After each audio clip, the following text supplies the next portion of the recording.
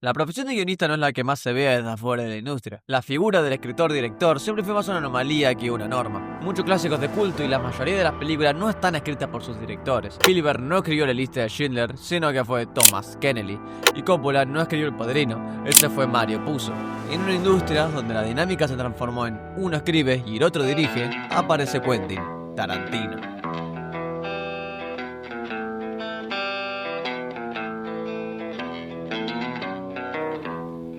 Antes de ser un rockstar, Quentin Tarantino nació en Knoxville, Tennessee, en 1963. Sus padres, Connie McHugh, que trabajaba como enfermera, y Tony Tarantino, que era un aspirante actor. Connie tuvo a Quentin cuando tenía tan solo 16 años, y su nombre lo sacó de un personaje que interpretó Burt Reynolds en una serie de vaqueros que se llamaba Gunsmoke. Por las aspiraciones de su padre de querer ser actor, Tony Tarantino abandona a su familia. Ahí, Quentin de 4 años y una Connie de 20 se van a vivir a Los Ángeles, pero no a Hollywood, y esto ténganlo en cuenta porque va a tener peso más adelante. Creciendo en Los Ángeles, Tarantino se empapó de toda la cultura cinematográfica de la época. Libros, películas, cómics. Poco a poco Quentin se volvió un cinéfilo empedernido. A esto se suma que su madre le incentivaba a leer historietas pulp y ver cine que claramente no era para su edad. Las historietas pulp eran unos cómics baratos de un papel de mala calidad que se dieron a la década de los 20 y los 50. Contaban historias de criminales, western, ciencia ficción, todo muy violento y sensacionalista, pero que marcaría el estilo del joven Tarantino, que tendría peso mucho más adelante. Tarantino se pasa viendo estas películas de culto, clase B y de bajo presupuesto que claramente no eran para su edad. Películas de terror y acción muy violentas como Deliverance, White Lightning o Harry el Sucio, que marcaron y pavimentaron su criterio artístico. Con 14 años y varias películas a la cabeza, Tarantino escribe su primer guión, Captain Pitchfork and the Anthony Bandit, inspirada en la película de 1977 Smokey and the Bandit, que estaba protagonizada por Burt Reynolds. Curiosa casualidad. La trama giraba en torno a un bandido que robaba una pizzería y se enamoraba de una mujer, lo que desencadenaba una serie de conflictos con su padre y la policía. Otra vez, guárdense esto porque va a tener más repercusión más adelante. Como todo primer guión de aficionado no terminó en nada, fue más una práctica, una entrada en calor. Tarantino era alguien que de tantas veces que veía una película era capaz de reescribir las escenas casi a la perfección. En cada reescritura agregaba más y más diálogos propios que encajaban en las escenas. Así Tarantino empieza a ver con mejores ojos el mundo de la dirección. Pero me estoy adelantando un poco, volvamos un toque. A sus 15 años Tarantino deja la escuela y empieza a tomar clases de actuación de teatro. Para pagarse las clases, trabaja en un cine porno llamado Pussycat. El tiempo pasa y al no conseguir muchos resultados con la actuación, empieza a trabajar en un videoclub llamado Video Archive. Y desde acá, ya todo es un poco cultura popular, pero Tarantino se vuelve una cara conocida y la gente acude a él para saber qué películas ver. It really was a movie lover's heaven. It was really terrific. I was a customer there and I really liked it. And eventually he asked me if I wanted a job. And I was like, yeah, I'd love a job here. This would be a dream. And it was. It was, until I became a director, it was the best job I'd ever had. And I ended up working there for like 5 years. Well, this is where the world-famous Video Archives was.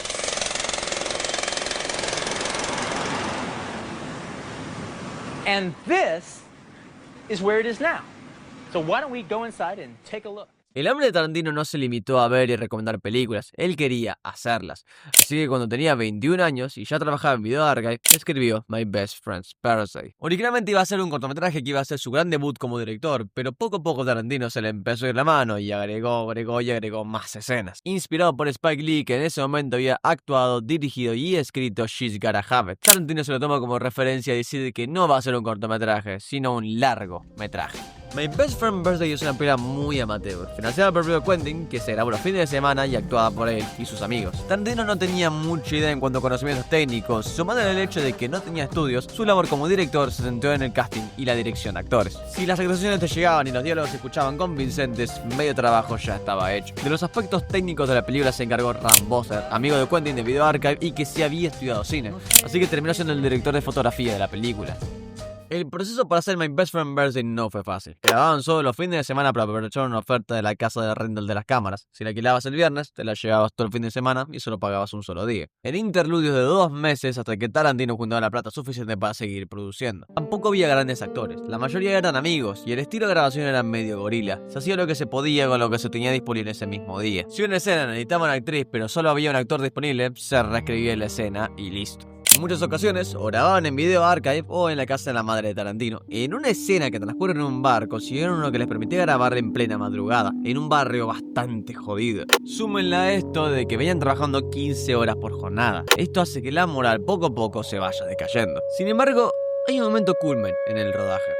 Se da cuando Allen Garfield, actor muy reconocido en la época y que ya había trabajado con Francis Ford Coppola, decide actuar en una escena. Arman todo un escenario en video archive y acá se da un momento muy interesante.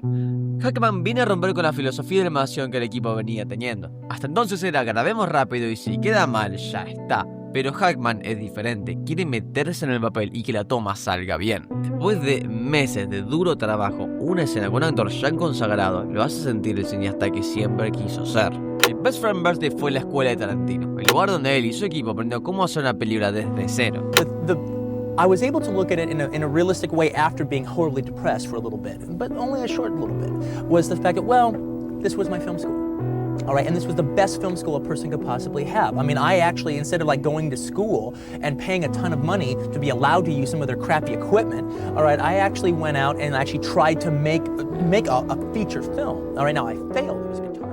Lamentablemente, esta no es una historia que tenga un gran final. My Best Friend Birthday no estuvo a la altura de lo que Tarantino esperaba. De entrada, todo el material estaba desincronizado, así que primero que nada había que arreglarlo antes de montarlo. Cuando Quentin por fin pudo ver el fílmico, no le gustaba lo que veía. Parecía otra típica película de estudiante. Lo peor es que el proceso para arreglar y revelar el fílmico llevaría muchísimo tiempo. Tiempo que Quentin sentía que no merecía la pena. Así que aunque le doliera, Quentin cerró el baúl y dejó a su pequeña creación cultivando polvo. Un recuerdo que esperaba olvidar. All right, now I failed. It was guitar picks when I was finished. But when I looked at the footage, now all the stuff I did the first year, which was all the story stuff, all right, sucked. All right, but the stuff that I did like the last couple of months, that wasn't so bad. Yeah. Lo que seguro pasó por su cabeza después de la decepción de My Best Friend Birthday fue... ¿y ahora qué? Después de unos meses de una depresión asquerosa, Quentin tomó el valor y vio su película de nuevo, haciendo las paces con ella. No era perfecta ni lo que esperaba, pero había hecho una película que ya más de lo que mucha gente puede decir. Una noche bastante oscura, y con la pistola de la crisis de los 20 apuntando directamente de la nuca, se sienta y empieza con una lista de las cosas que sentía que estaba haciendo mal y que le impedían seguir con su vida. And there was like one night that I had what I used to call, I would do it every once in a while. I haven't done it in a long time, thankfully. I would have a Quentin Detest Fest, where I'd stay up all night long, and rather than give myself excuses, I would look at everything that I'm fucking up in my life or everything I'm not doing or whatever, and just not give myself any fucking excuses out, just like nail it. And I would spend like all night laying out everything I'm doing that's wrong, and then I would spend the last 2 hours figuring out how I can change it. Con esto, Tarantino se muda más cerca de Hollywood, a un ambiente que se siente como en casa. Y ahí Quentin conoce gente como él, jóvenes cineastas que estaban empezando y que como mucho habían hecho su primera película, pero que se querían comer el mundo. Es un ambiente artístico donde al poco tiempo consigue trabajo como escritor, reescrituras, agregados y arreglos. Después de un tiempo, Tarantino ya se ganaba la vida como guionista en Hollywood. I decided to change my life. One, I gotta not worry about this job anymore. I gotta just move to Hollywood. I gotta get involved there. I gotta meet other people that are in the business. And if I have to work manpower jobs, you know, where you just work like 4 days at this place and 4 days at that place, well, then that's fine. And by the way, I shouldn't be making money until I'm making money doing what I want to do. Ya con un trabajo como guionista, Tarantino empezó a escribir su magnum op, con la cual no tenía prisa en terminarla, solo en perfeccionarla. True Romance es una historia muy personal para Tarantino y cuenta la historia de Clarence, un chico solitario, cinéfilo y que trabaja en un local donde alquilan películas. Una noche, en un cine conoce a Alabama, una prostituta con quien en un principio se engancha, pero que termina revelándole que lo contrataron justamente para eso. Pese a eso, los dos se terminan enamorando y Clarence, enojado, va y se venga del chulo de Alabama. Queriendo llevarse la ropa a su pareja, termina robando un montón de polvo blanco. Con este hecho, el dúo se va a Los Ángeles con el afán de vender todo el polvo blanco y poder escapar juntos del país. True Romance es lo que me gusta llamar una pequeña odisea criminal. Desde acá se ve la fascinación y la obsesión de Tarantino por el cine de gangsters. Lo cual no me extraña, el tipo es fanático de John Woo y ahí los mercenarios son máquinas asesinas. True Romance, ante todo, es una historia de amor. La historia de amor que Tarantino siempre quiso contar y que se pudo dar el gusto del maldito bastardo. Es la historia de dos parias, dos desplazados que no tienen nada y que consiguen una oportunidad a través del crimen para escapar. Esto barnizado con un tono más desenfadado y no tan serio. Así que no le das importancia de que Clarence es un tipo que asesinó a un narco y que quiere vender una cantidad obscena de cocaína. Hasta el tipo te cae bien. Este tipo de películas siempre me hacen acordar mucho a Wild at Heart de David Lynch. Con True Romance, Tarantino quería profesionalizarse, meterse en la industria, conseguir actores profesionales y, más importante, $1 millón para financiar la película. We happy? Vincent. We happy?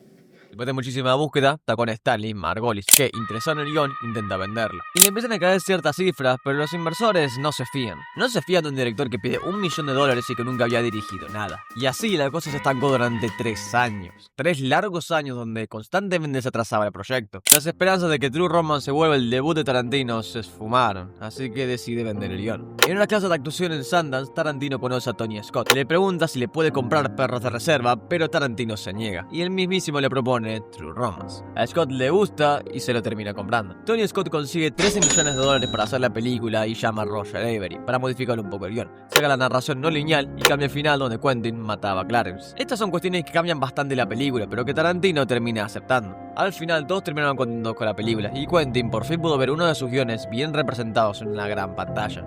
True Romance fue un éxito y se convirtió en una película de culto, y Tarantino quedó bastante conforme con lo que hizo.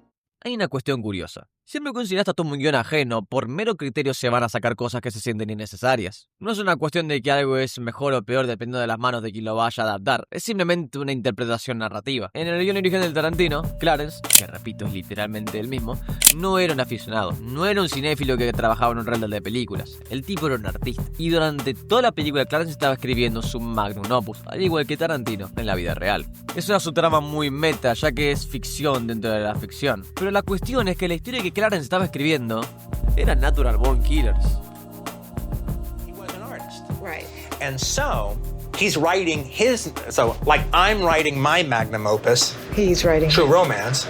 He's writing his magnum opus, which is Natural Born Killers. While he's writing this do or die, give it all mad love of two psycho killers that he finds so completely romantic, Mickey and Mallory. Es poético que Natural Born Killers haya nacido como un intento de metacine, porque es una película que entiende la importancia del medio. Con esto ya me van a entender más adelante. Después de True Romance, Tarantino siguió buscando su debut como director. El éxito de la película no le solucionó la vida. De hecho, esta puede ser el periodo más turbulento de la vida de Quentin. Con Natural Born Killers, Tarantino quiere hacer una crítica hacia la cultura de Estados Unidos y su relación con la violencia, además de hablar de la naturaleza humana y nuestra relación con los medios de comunicación. En su versión original de Natural Born Killers, los protagonistas no son Mickey y Mallory, sino Wayne Gale, y todo lo que veíamos era una reconstrucción en estilo documental. Vemos a Mickey y a Mallory desde la distancia y cómo los medios de comunicación construyen su mito. Entrevistas con los fanáticos, con psicólogos y la propia policía. Todo esto hasta la mitad de la película. Es una construcción constante hasta que llegamos a la entrevista de Mickey y Wayne Gale. Lo que plantea Tarantino es una desconexión con los protagonistas y ver todo desde el punto de vista de un hombre que explota el morbo de la relación entre Mickey y Mallory solo para ganar plata. Pero, ¿cómo llega el guión de Tarantino hasta las manos de Oliver Stone? Y más importante, ¿por qué Tarantino termina odiando la película? Tarantino quería hacer Natural Born Killers con la mitad del presupuesto que True Romance, o sea, unos $500,000, con el objetivo de demostrar sus habilidades dirigiendo. Para hacer esto, contacta con Ram Bosser, su antiguo compañero de Video Archive, y hacen una asociación. Si él le ayuda a producir Natural Born Killers, Tarantino le escribiría un guión para que pueda hacer su debut como director. Hacen el trato y mientras Tarantino perfecciona el guión, Ram Bosser busca financiamiento. Arman un speech para vender el proyecto y Bosler intenta vender a Tarantino como director. Cuando dije que esta era la época más oscura del cineasta, no lo dije porque sí.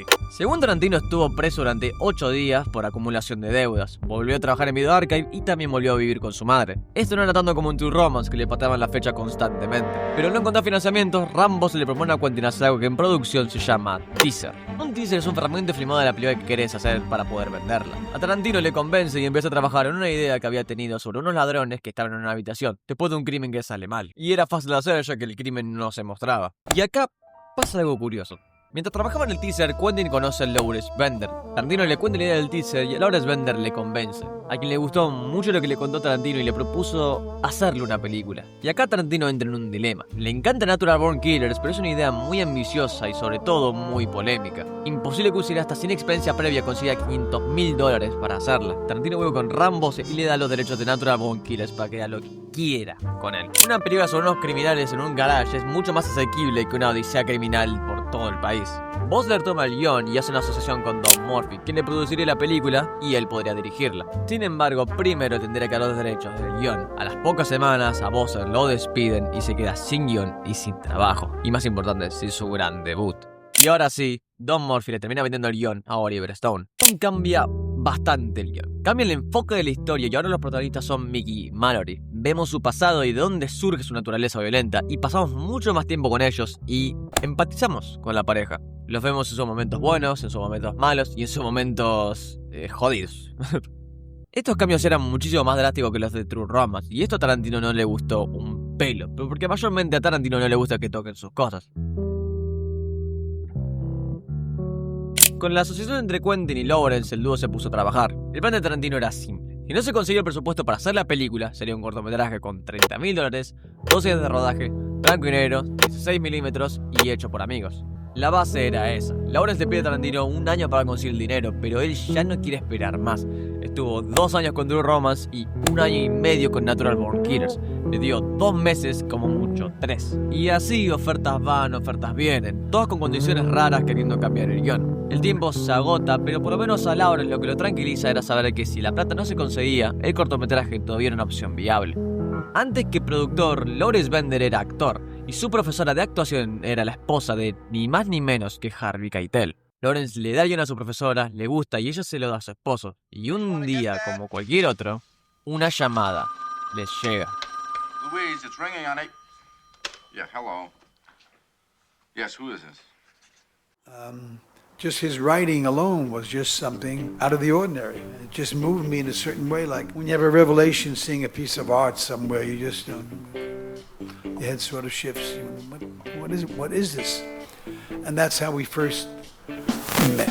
Con la presencia de Harvey Keitel en el proyecto cobra mucho más peso y seriedad. Harvey Keitel no pudo dirigir sus primeras películas de joven, así que se empeñó en poder apoyar a los jóvenes cineastas ahora que podía. El hombre ofrecía contactos y apoyo financiero. No fue fácil, pero en un punto Tarantino se dio cuenta de que su sueño se estaba cumpliendo. Me voy a saltear todo el proceso, pero hay una anécdota de Perros de Reserva que me parece muy hermosa. La historia de Tarantino hasta llegar a Perros de Reserva es una locura. Y lo peor es que es la historia de tantos cineastas allá afuera que luchan por hacer su primera película, su gran debut que parece nunca llegar. Si quiero que esta historia se les quede, por lo menos en una cosa, es que no se rindan. No tiren la toalla, siempre pueden pelear un poco más. Si Tarantino se hubiese rendido en Natural Born Killers o en True Romance, donde sería más probable en My Best Friend Birthday, nunca hubiese tenido todo lo que logró. Así que no se rindan. Lo van a lograr. Yo creo en ustedes.